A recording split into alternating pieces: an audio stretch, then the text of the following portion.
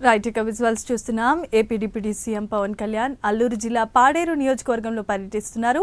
Janasena party ఆవిర్భావ దినోత్సవ సందర్భంగా ఓనూరు జంక్షన్ వద్ద జనసేన జెండాను పవన్ కళ్యాణ్ ఆవిష్కరించారు.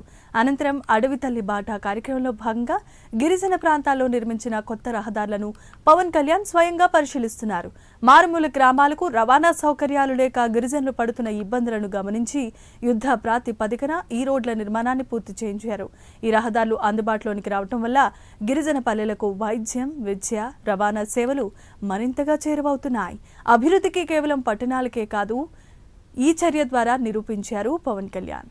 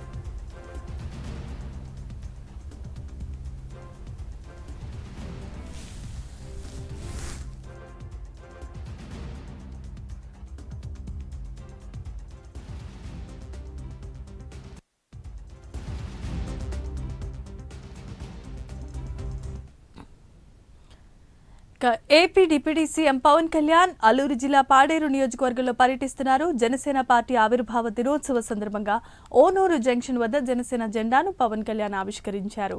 అనంతరం అడవి తల్లి బాట కార్యక్రమంలో భాగంగా గిరిజన ప్రాంతాల్లో నిర్మించిన కొత్త రహదారులను పవన్ కళ్యాణ్ స్వయంగా పరిశీలిస్తున్నారు. మారుమూల గ్రామాలకు రవాణా సౌకర్యాలు లేక గిరిజనులు పడుతున్న ఇబ్బందులను గమనించి యుద్ధ ప్రాతిపదికన ఈ రోడ్ల నిర్మాణాన్ని పూర్తి చేయించారు. ఈ రహదారులు అందుబాటులోనికి రావటం వలన గిరిజన పల్లెలకు వైద్యం, విద్య, రవాణా సేవలు మరింతగా చేరువవుతాయి. అభివృద్ధికి కేవలం పట్టణాలకు పరిమితం చేయకూడదని ఈ చర్య ద్వారా నిరూపించారు పవన్ కళ్యాణ్.